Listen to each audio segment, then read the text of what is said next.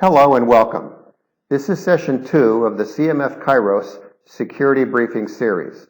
Last week we talked about clearance procedures, brown card and gate clearance procedures.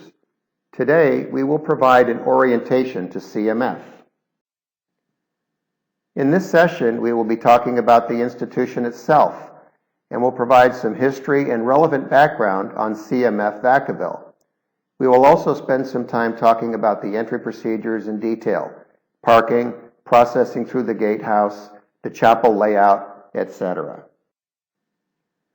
The California Medical Facility was established in 1955 by the legislature to provide a centrally located medical and psychiatric institution for the healthcare needs of the male felon population in California's prisons.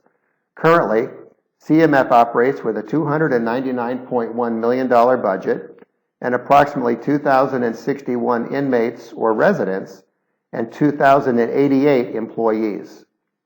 CMF houses a general acute care hospital, correctional treatment center, licensed elderly care unit, inpatient and outpatient psychiatric facilities, a hospice unit for terminally ill patients, general population, and other special inmate housing.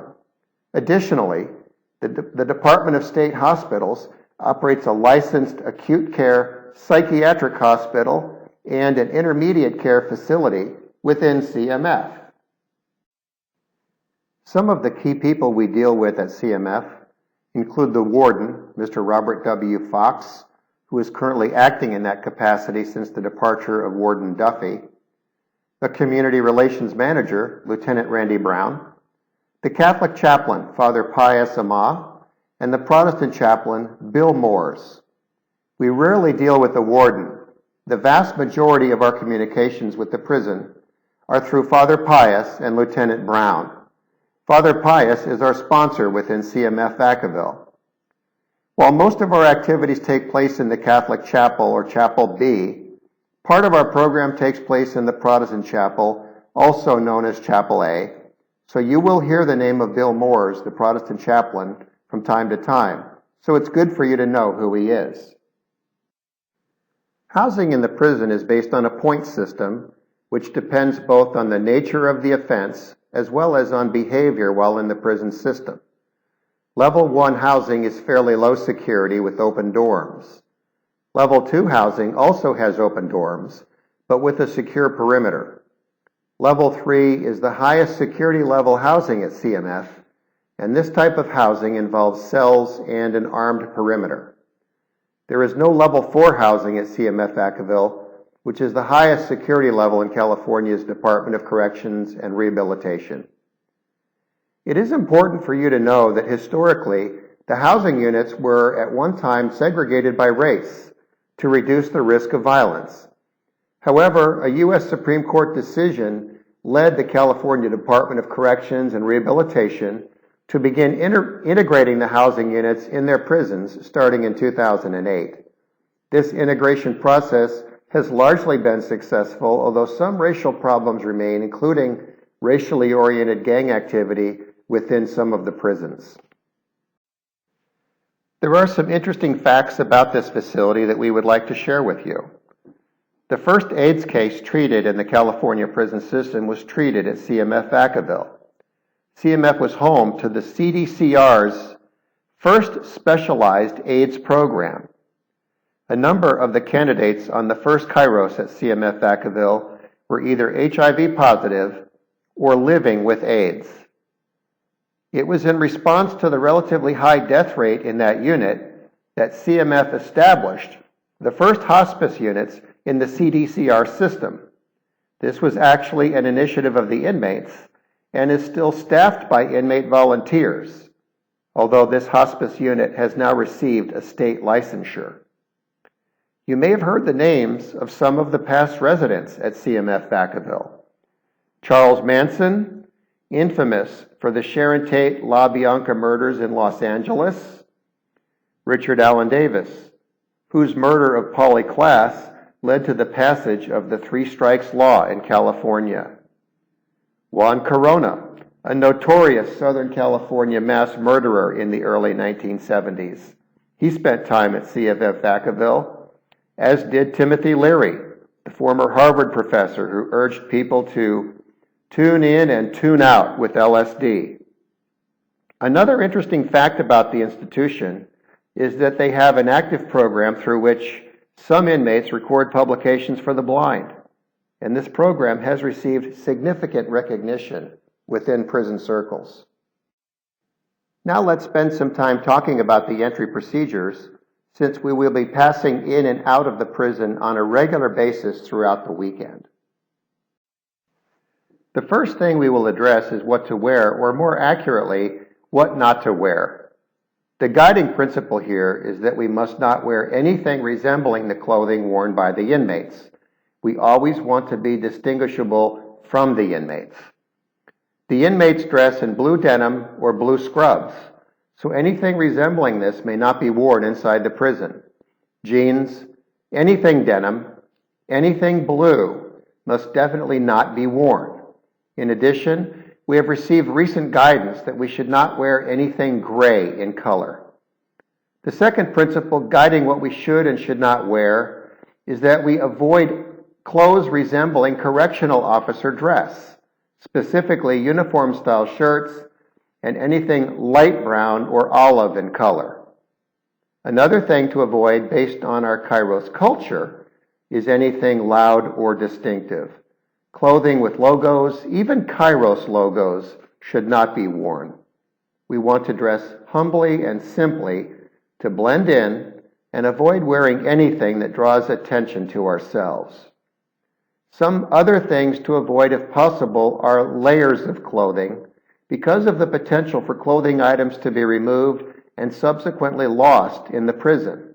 However, if you do wear sweaters or jackets into the prison, and this is permissible, they must be under your control at all times. You must either hold on to them or secure them in the chaplain's office in accordance with guidance you will receive on the weekend. Finally, the institution does not want any open-toed shoes or shoes without backs, like sandals. All shoes must be real shoes, so please keep this in mind. Here are two Kairos volunteers serving as our Kairos Fall Catalog models. This is a very good visual representation of how we would like our volunteers to dress. Please notice that both men are wearing collared shirts. These are nothing fancy, run-of-the-mill golf shirts. Their colors are perfect. Khaki colors, whites and greens are good colors to wear. In addition, red and black are good colors to wear, in that they will not be confused with inmate or correctional officer uniforms. Both men are wearing their name tags, although these are the older style of name tags, not the type that we use today. And both men are wearing their whistles, which we will talk more about in just a moment. Now let's go over the items that you should bring with you. You must bring your driver's license, which is not the same as your hotel room key, which some of our members have only discovered once they reached the security gate. Make sure to check the expiration date on your driver's license. If it has expired, you will not be allowed to enter, and that's true either with your brown card or on a gate clearance list. You may need to bring a key to your car, and it is permissible to bring this into the prison with you. But please bring only a single key, not an entire keychain. We actually advise you to carpool from the church in Vacaville to the prison as much as possible, but anyone driving their car to the prison may bring their car key inside with them. One time we were asked to leave our keys at the gatehouse when we entered the prison, rather than keeping them with us while we were inside. This was a very unusual request, but we cheerfully and flexibly complied with it. The next thing you are required to bring is a whistle, which is an important security precaution, and if you don't have one, it will be provided to you by the team leadership. However, the usefulness of the whistle is not primarily to protect yourself, but to protect someone else who may be under some kind of duress. If someone went for you, the first thing they would do would be to grab for your whistle. So you should think of your whistle as a way to call for help for someone close to you who needs it.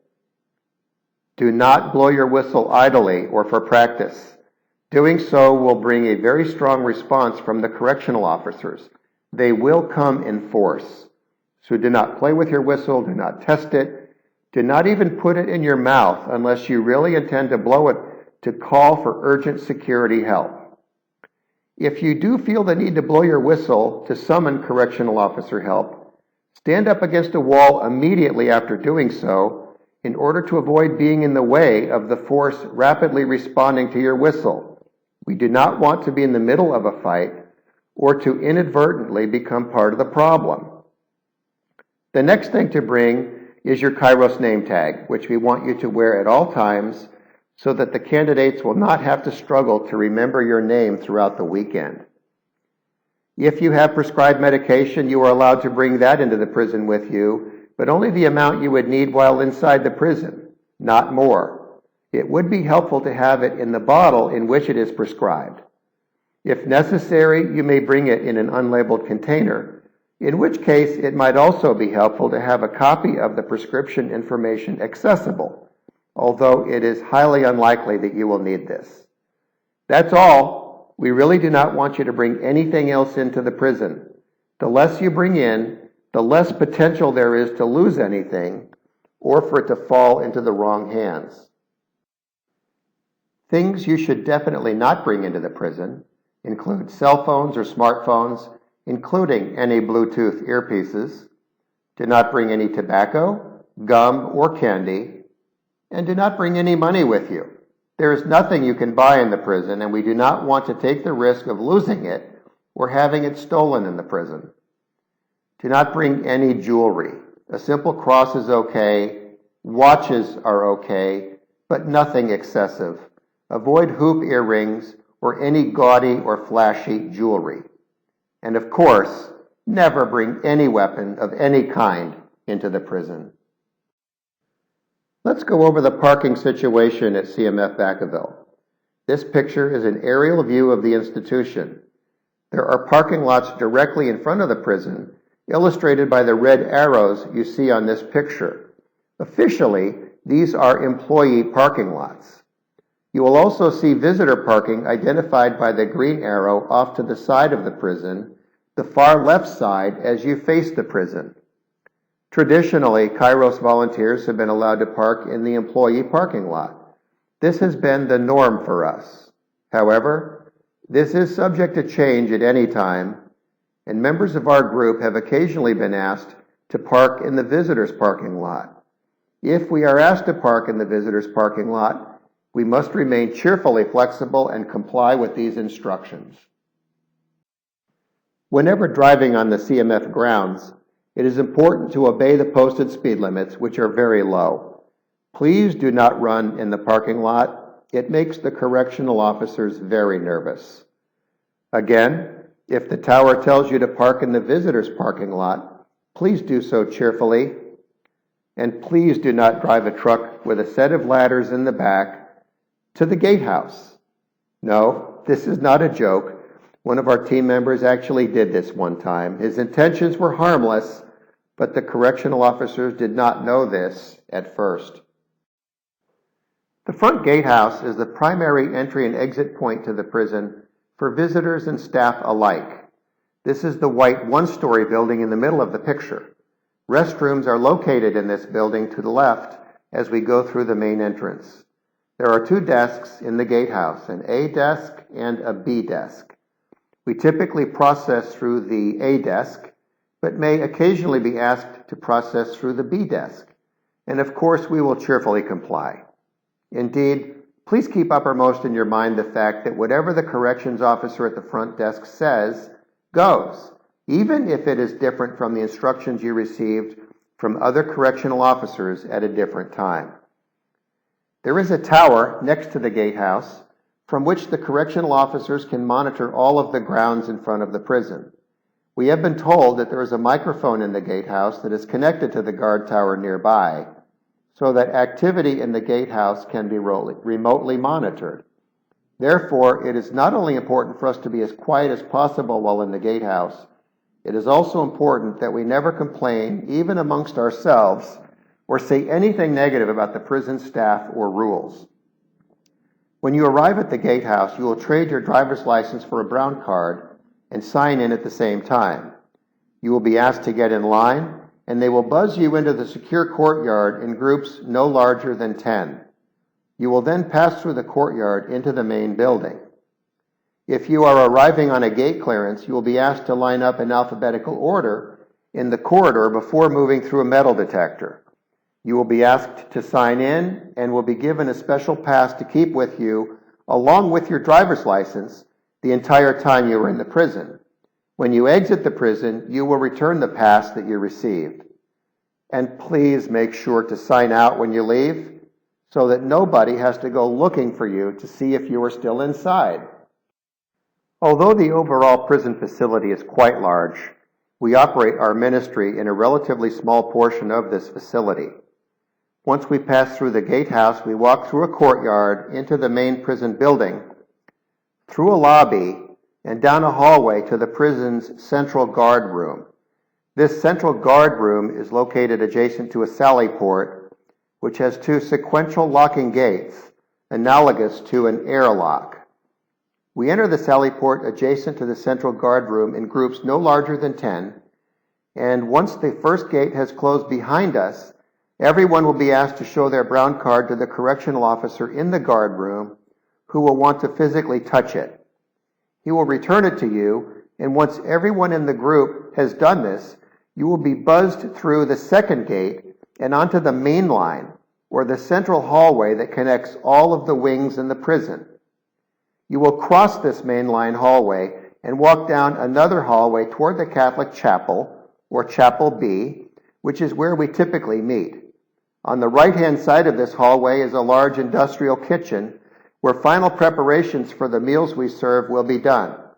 On the left-hand side is the gym, where we have occasionally held our Kairos weekends due to scheduling conflicts with the Catholic Chapel.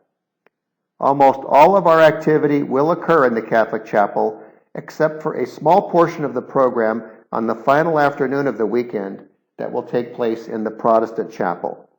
Your schedules and your leaders will tell you what time you have to be where.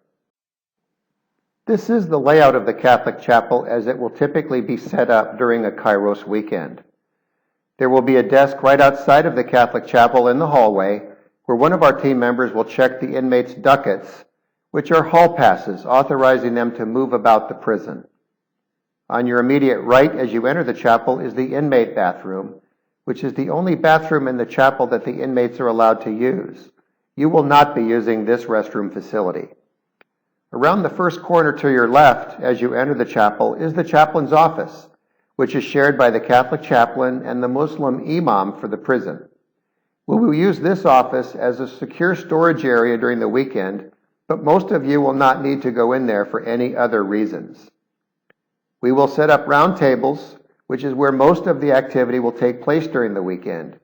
We call this part of the chapel the community room. The pews form an area that we call the chapel, even though everything is actually inside the Catholic Chapel, or Chapel B. This area will be used for meditations and smaller table family meetings.